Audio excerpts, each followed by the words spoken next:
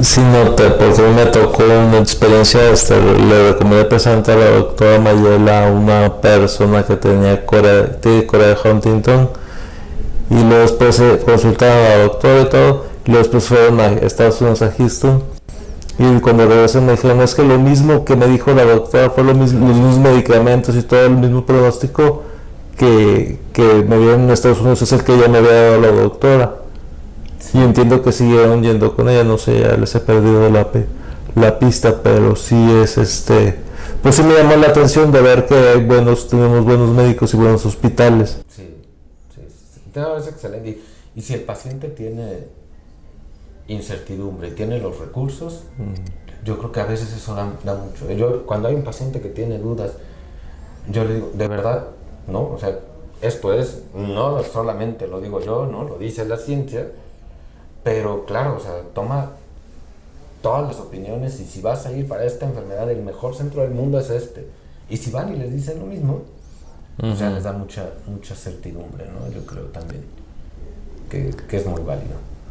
Oye, sí, ya más en lo que te enfocas tú en epilepsia y tumores, ¿por qué no nos platicas un poco al respecto? O sea, cómo es que llega el paciente, cómo se da cuenta que tiene un tumor o que tiene, bueno, epilepsia me supongo que porque a lo mejor tiene algún ataque o algo, pero ¿cómo es que llegan contigo? Te digo, porque me ha tocado ver que pacientes de Parkinson, o sea, pasan por miles de especialistas y ya hasta que alguien dice, oye, ¿por qué no vas con un neurólogo?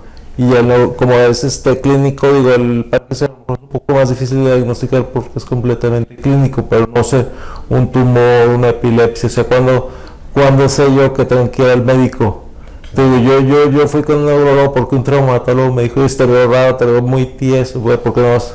Y me pasó los datos de un neurólogo. Claro. El cerebro no duele. Eh, Duelen algunas partes de las cubiertas del cerebro, duelen tejidos blandos, ¿no? Duelen zonas que están muy cerquita de arterias, ¿no? De venas, de vasos que están en el cerebro, pero el cerebro no duele. Entonces, por eso podemos operar a veces a los pacientes despiertos, ¿no? Digo, hay todo un equipo de neuroanestesiología alrededor, pero estás adentro del cerebro y el paciente está contestando y no le está doliendo. O en Parkinson, por ejemplo, te paran despierto, meten un implantable y no duele.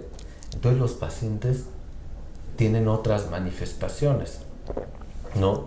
Y ya cuando hay hipertensión intracraneal puede ser que tengan algo de dolor, pero fue alguien, ¿no?, que siguió protocolos en medicina y dice, tiene dolor de cabeza, pero el dolor de cabeza tiene algo que se llama banderas rojas, ¿no?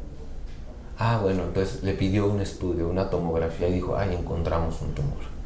O de pronto el tumor estaba comprimiendo una zona que puede tener que ver con la visión, con el lenguaje, ¿no?, con parálisis, con trastornos de la audición, dependiendo del sitio del sistema nervioso, ¿no?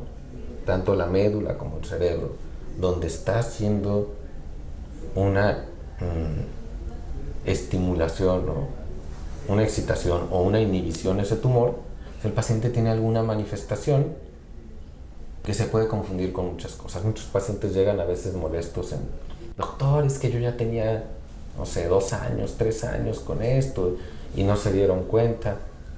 Pues sí, a veces puede haber sido una omisión, pero muchas veces es, pues alguien decía como que veo una manchita, ¿no?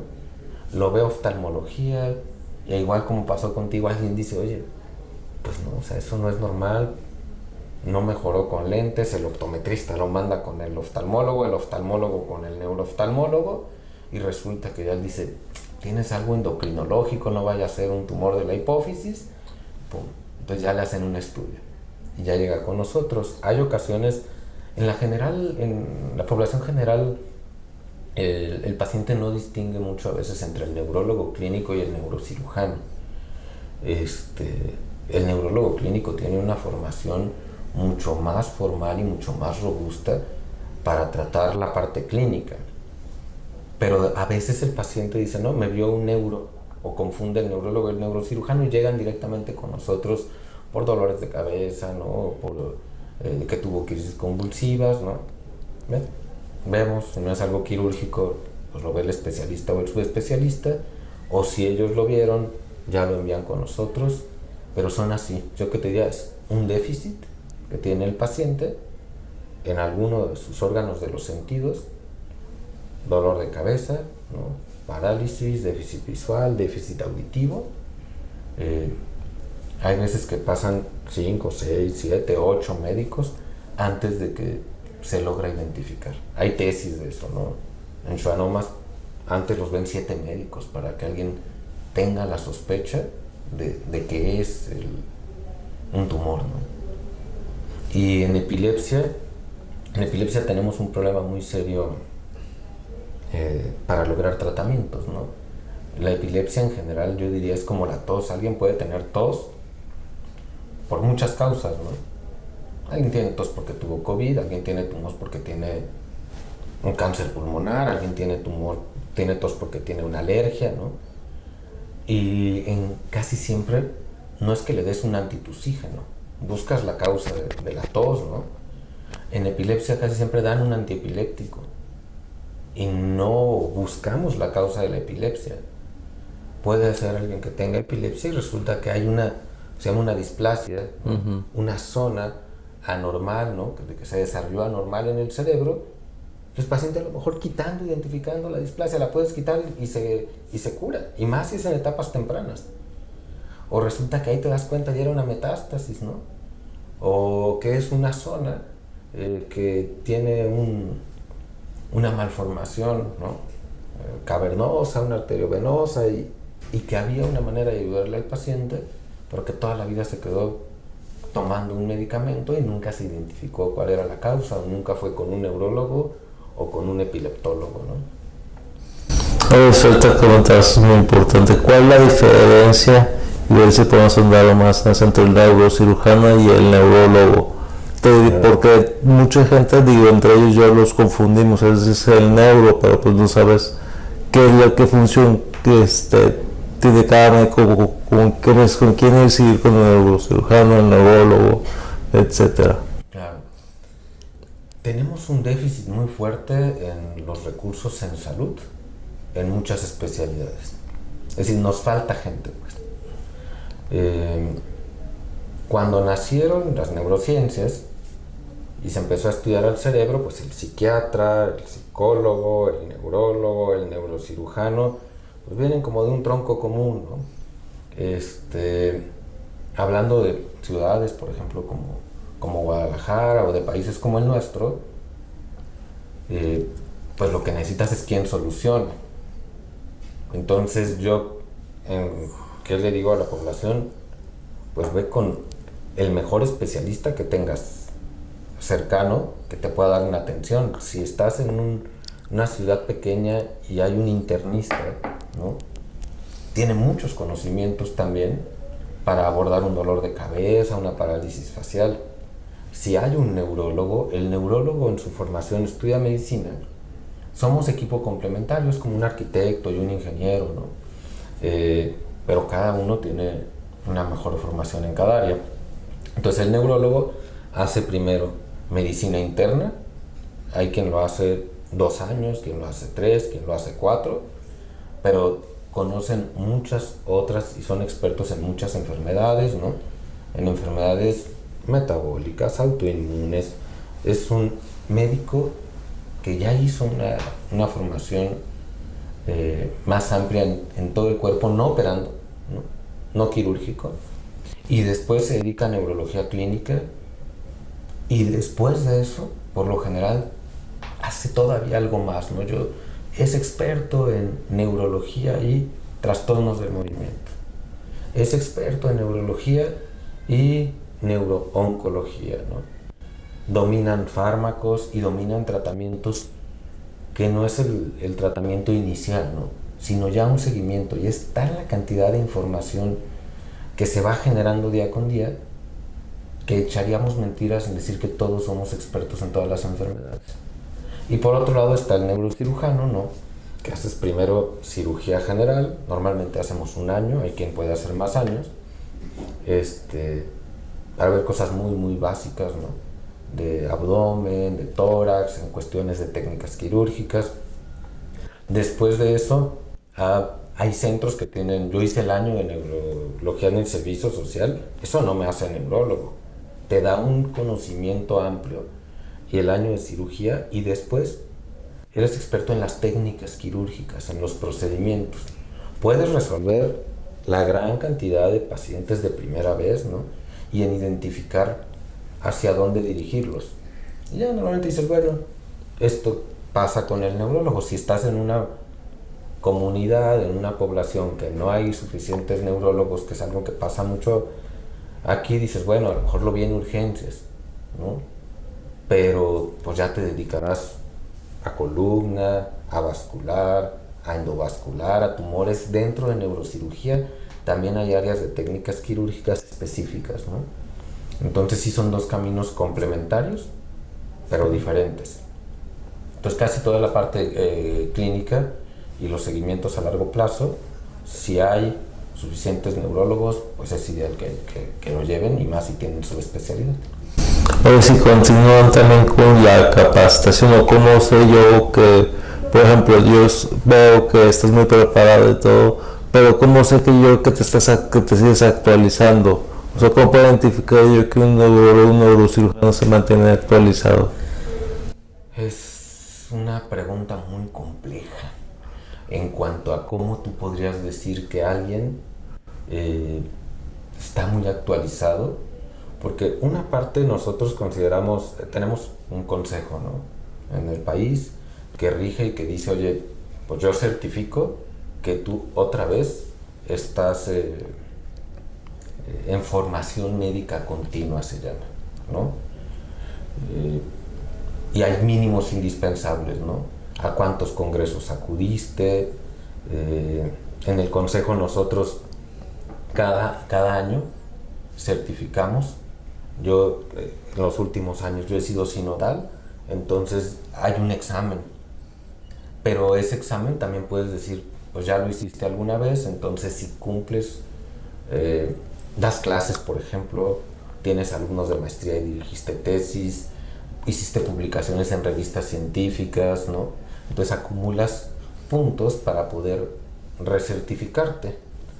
Se confunde mucho a veces la parte de mercadotecnia, ¿no? O sea, yo te podría decir, híjole, yo creo que fulanito está muy actualizado porque publica mucho, y a lo mejor publica mucho en Facebook. Entonces, está muy bien, pero eso es divulgación de conocimiento, o incluso puede ser mercadotecnia, y a lo mejor tienes otra persona que nunca salió en redes sociales y que tiene artículos en la mejor revista del mundo, y dices, oye, este chavo publicó en Neurosurgery, y el paciente dice, y a mí que no, o sea, el que con el que yo voy tiene cápsulas. Entonces depende mucho, yo creo, que de los objetivos, ¿no? Lo que tú dices hace ratito, ¿no? ¿Cuántos procedimientos tienes? Si tienes publicaciones, si colaboras en una universidad. Esas cosas yo creo que son muy válidas. Decir, oye, da clases. Normalmente damos clases no es por la paga, es porque estás formando gente y porque te atrae estar metido en eso. Estás publicando en revistas y tú te metes a una página, se llama PubMed, y dices, oye, fulanito de tal, ¿no? Muchos años yo estuve en el Sistema Nacional de Investigación, ¿no? Es a veces una tramititis, pero estás publicando, ¿no? Te habla de que está leyendo, de que está actualizando. Tampoco te haces millonario publicando, es algo que tú haces porque te estás formando, ¿no?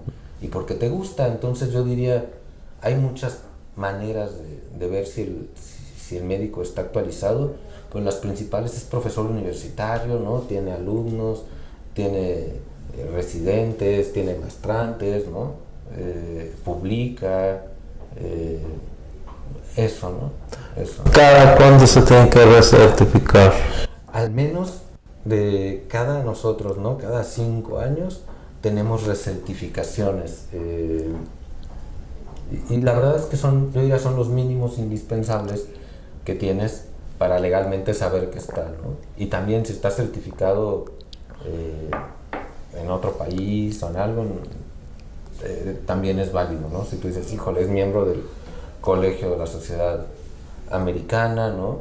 O participa en algunos ponencias o congresos o adiestramientos, también eso es bueno, ¿no? Ah, ok, pero si hay un organismo pues que está regulando toda esa Sí. parte. Sí, sí, sí, que tengan cédula, eso es muy importante, ¿no? Ver que tenga una cédula y te puedes meter, hay una página, ¿no? Que de la sociedad y dices, ah, mira, aquí está él, se certificó, sí, sí está certificado. Está recertificado, que puedes hablar y decir, oiga, este doctor es neurocirujano o es neurólogo. Ah, sí, eso da mucha confianza. Y porque muchas veces va uno con ellos por la recomendación boca a boca. Si a mí me fue bien con él, pues muchas veces no va uno más allá, como dices, de que a lo mejor que sale en TikTok el doctor y pues a lo mejor voy con él, pero pues bueno, en lo personal yo hablaré de otras cosas. Sí. Eso es lo que salga en TikTok. Claro. Que igual puede ser muy bueno, el que Exacto. salió en TikTok, Sí. pero... Por ejemplo, lo que decíamos hace ratito, que el paciente, ¿cómo identificar los datos? O sea, hay una neuróloga, Tere Pérez, que de pronto está aquí con nosotros y yo veo y la siguen muchos alumnos y de pronto dicen, oye, alguien vio en TikTok y ya sabe cómo diagnosticar una enfermedad. Eso es muy válido y eso ayuda en la parte de la sociedad. Me explico, dices, oye, cada vez que alguien tenga parálisis facial va a pensar que puede tener un infarto y va a correr al hospital, ¿no? Es divulgación. Eso yo creo que es también muy válido, pero a la hora que tú dices, oye, ¿es médico, no es médico? ¿Es experto en esta área o no? Sí, y hay que ir a revisar que tengan las documentaciones y las certificaciones suficientes para hacer lo que está haciendo, ¿no? Pues muchas gracias, Víctor, por esta plática. La verdad es que estuvo muy interesante y muy enriquecedora. Te agradezco mucho que nos hayas regalado este tiempo y haberte quitado tiempo de tus pacientes. No me quitas el tiempo y el de los pacientes, pues ahí hacemos otros pacientes con ellos. No, muchas gracias. Un gusto y para servirte. Muchas gracias, amigos. No olviden apretarle a la campanita para que les avise cuando subimos otros videos y no olviden buscarnos en TikTok, en Instagram y en Facebook y también en LinkedIn. Hasta luego.